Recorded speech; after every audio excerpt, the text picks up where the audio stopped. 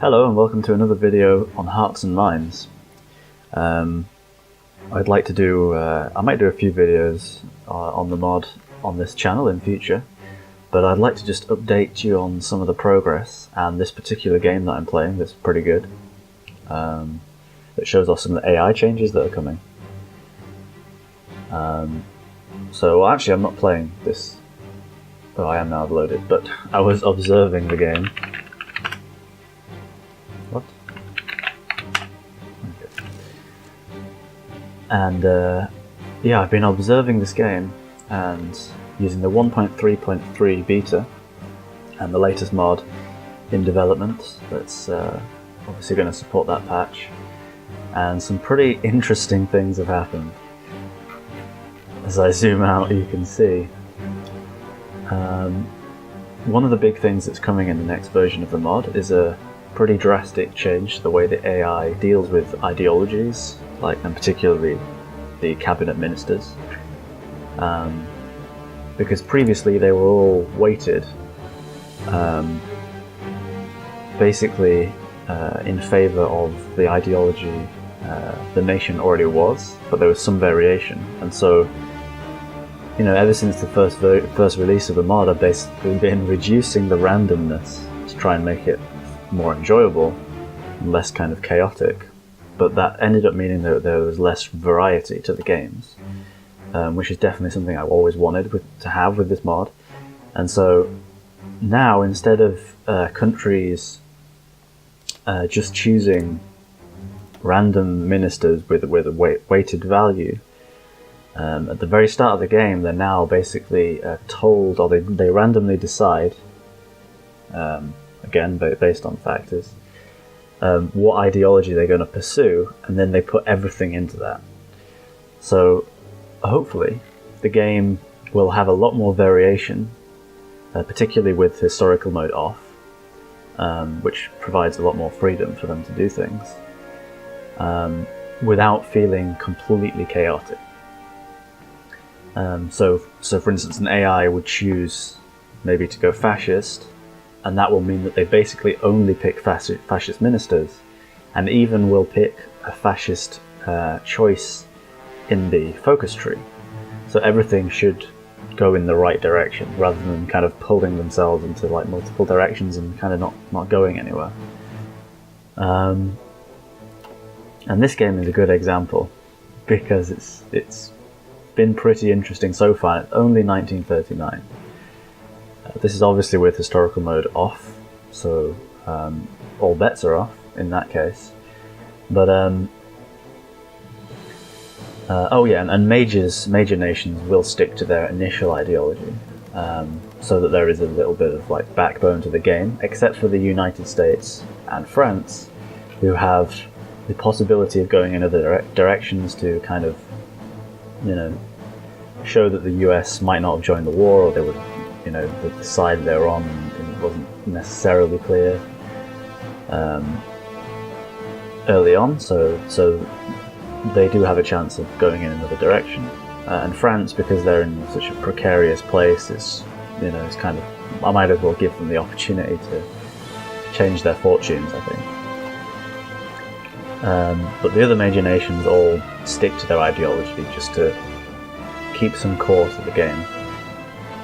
And as you can see here, Germany is completely fascist. There's no more, you know, them getting kind of split apart by different ministers and bad choices in ministers and so on. Now they've gone completely fascist, and the Soviets have gone completely communist and so on. So yeah, so there shouldn't be any cases where Germany ends up getting torn into a civil war and their game's over before it started, you know. But what happened in this game that's pretty interesting is Belgium decided to go fascist, and that obviously gave the UK the chance to intervene and invade, especially because historical mode is off, so they do go down that path. And so that's what they did. They declared war on Belgium, and Denmark went fascist too, which is pretty cool. and Great Britain went to war with them as well, but they ended up winning against Belgium, I think, and releasing Zaire, which is interesting. Then Germany ended up joining Denmark, inviting them into the Axis, and joining Denmark in the war against Great Britain. And then other things started happening. Italy finally joined the Axis. The new Afghan Khanate joined the Axis and fought the British Raj and ended up winning in the peace deal.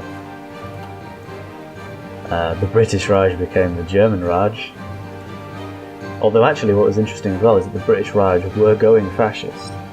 I think they had like 90%, and for some reason it still hadn't triggered that they changed, their government. And so they kind of just, they would have collapsed at some point, but the UK got defeated really early. Somehow Germany managed to get a successful invasion of the UK and totally take them over. Portugal turned fascist as well and joined them, which is pretty cool in Africa especially, because they invaded South Africa and did a pretty good job down there. Egypt is a really interesting one because another thing that I've done in the next version is released Egypt from the start of the game, and they're a dominion under the UK, because I want to try and simulate that they were an independent sovereign country, but they were essentially occupied by the UK. And so I don't think it makes any sense that they're just totally owned by the UK. Although I have separated the Suez Canal, which is a British, starts off as a British province, to show their control over the Suez. But the Kingdom of Egypt starts off as a dominion, to kind of suggest the occupation and that they have a chance to change that before the war starts, if they want to. But what's interesting is that Egypt ended up being dragged into the war with the Axis, and then a democratic civil war started, who were at war with the UK. And I think initially that was a separate war, and then when the Axis defeated the UK, democratic Egypt managed to secure the country. And so the Axis won, except we have a democratic Egypt right in the middle of it, which is kind of interesting. France never got involved, although in fact they are going communist, fascist. Although they've got political power problems, so they haven't chosen very many leaders, but they should be going fascist, because that's what the dice rolled this game. But since it's only 1939, they haven't even had a chance to choose anything yet, so they didn't even get involved, which is interesting. A number of nations were released in the peace, probably I assume by Egypt, since they were involved in the peace deal. And so there are a number of little independent countries still. Iran went democratic, but they didn't join the Allies in time. Turkey is also going democratic. Iraq was going fascist, and then they fell into civil war with the fascists. So there is this happening here, and I'm not sure if if fascist Iraq here will get invited to the Axis or not, but that's kind of interesting. The Omani Empire, they went fascist and joined the Axis as well. Yeah, and so Siam went democratic, which is interesting. So now we have Australia and Canada as puppets of Germany. Somehow New Zealand managed to escape this. They're just independent. I guess Egypt freed them or something, I don't know. But they stayed democratic, and now they're on their own. But I wouldn't say the game is over, because we still have the Soviet Union. So it'll be interesting to see what happens there. And the US has stayed democratic as well. In fact, Mexico's gone democratic. So there might be a really cool kind of war up here between fascist Canada and the US and Mexico. And we have a number of fascist states here. And a few of these have flipped from neutral. There's quite a lot of democratic countries here, but there are a couple of fascists here too. And in fact, Cuba, Haiti, and the Dominican Republic have gone fascist too. So this could be really cool.